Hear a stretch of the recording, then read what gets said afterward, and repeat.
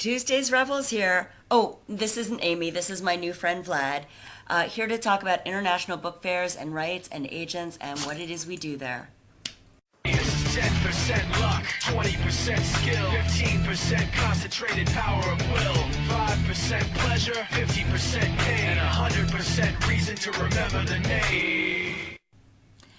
So if you stalk me on Facebook or Twitter, you might have noticed some really awesome pictures of London and Leeds Castle and Canterbury Cathedral.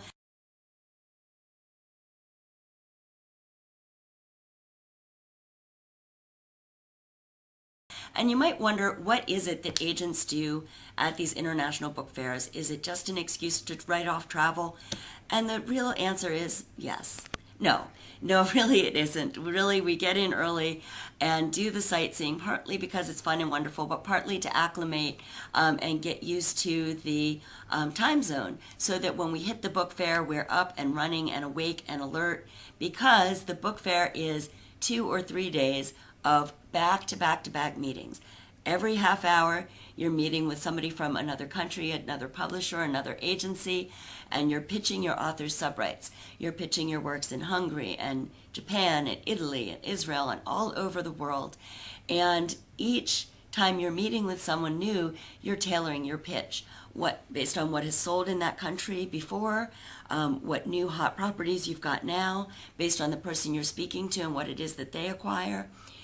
And that means that you really have to be on your toes. You really have to do a lot of prep work in advance to get your rights list ready, to get your research done.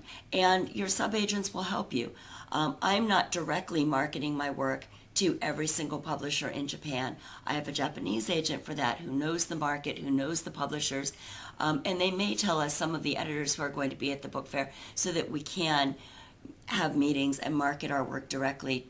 But overall, they're the ones on the ground. They're the ones making the submissions. And the reason that we might have individual meetings is that that agent might also represent many other agents' lists, maybe multiple publishers' lists. They might not just represent the Knight Agency list, but they might represent Random House and Farrar, Straus and Giroux and all kinds of publishers' lists.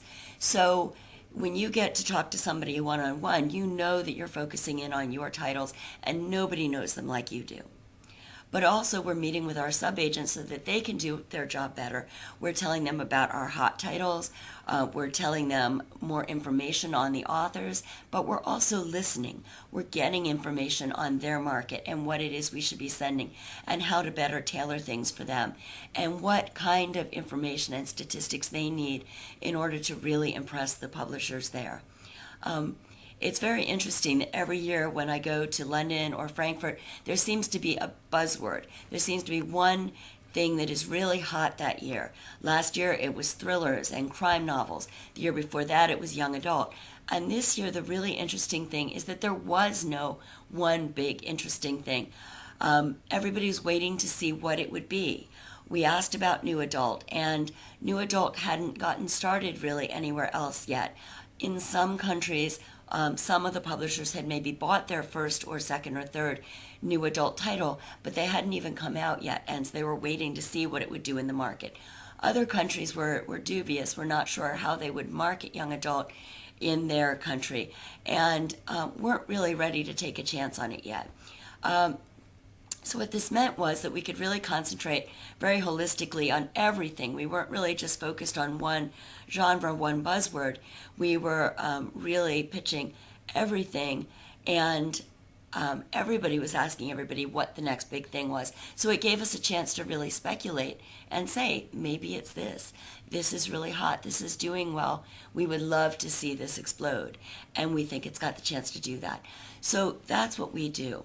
Aside from bringing back Crud, which you can probably hear in my voice, and great photos, we bring back deals, we bring back information, we bring back potential, because we have sent out our lists, our list with all the information on all of our titles and our hot sheets and everything else.